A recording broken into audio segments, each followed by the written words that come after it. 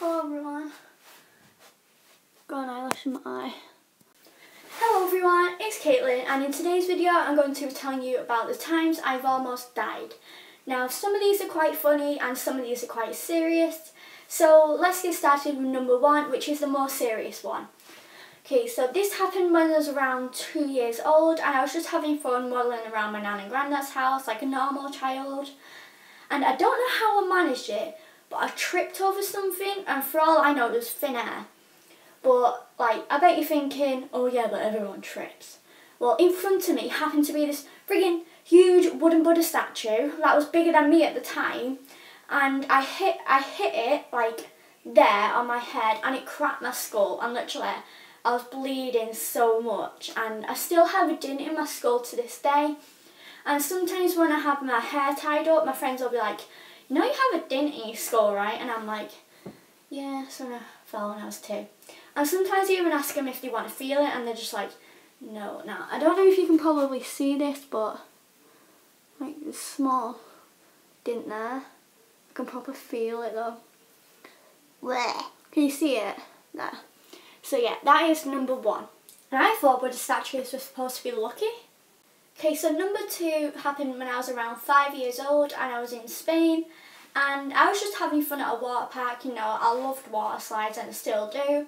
And I was eager to get on the massive slide there, like the biggest one in the whole park, called the Kamikaze. So I was literally pegging it up the stairs to get on this slide. But like the lifeguard there, like, you know the people who stand at the top of the slides, she was Spanish and like she didn't say anything to me anyway, but yeah, so I got on the slide really excited and I sat up, and the slide's like really like tall, so it slopes down, and I didn't know that you were meant to lie back because no one told me. So I sat up and I'm just there going down, like a load of water going in my face, and I could potentially have toppled over because you're meant to lie down, it's so like steep. And the lifeguard at the end of it actually was like saying a load of stuff in Spanish, and I was like, okay. So yeah, I was really happy that I went on it, so I ran up the stairs again to go on the slide, and still the woman at the top never said anything to me, so I was like, oh, okay, done nothing wrong. But this time my mum was watching me, and I just went down the slide and she looked so worried. I was like, what's wrong? I was only 5 and literally, I was having so much fun on that slide though, literally, and at the end they were all like, oh my god, why did you sit up? And I was like, I don't know. So yeah, that is reason number 2. Okay, so number 3 happened in Spain again, but this time I was older, but not that much older, so I still couldn't swim. And I was just in the pool, and the group of friends I hang around with in Spain, the boundary line for us in the pool is the dolphins, as we can't swim. So I was determined to get to those dolphins. I would achieve the dolphins. So there I was, just swimming down to the dolphins. I don't know how I managed to get that far down because I couldn't swim, but I managed it, but I couldn't get back up because I couldn't swim. And I was there for ages, literally felt like so long down there. And the lifeguard was just sat there eating a packet crisp, you know, while you're swallowing your crisp, mate, I'm swallowing a whole load of chlorine. But luckily, my mum came and got me, so yeah, that was lucky. But I still can't believe the lifeguard, he actually just sat there enjoying a packet of Walker's crisp. Literally. I want a packet of crisp now. Okay, so number 4 happened in Blackpool Pleasure Beach when I was around 12, and I turned 13 last month, so it wasn't that long ago, it was only last year. But it's the first time I ever went to Blackpool Pleasure Beach, so, and the big one, as you may already know, the big one there is the biggest roller coaster they have, and it reaches 235 feet. And I was really excited to get on it, and we got on it, and like this bar that comes over you, and I didn't see the seatbelt, and the people who were supposed to check actually didn't check. So I was there thinking I was perfectly fine.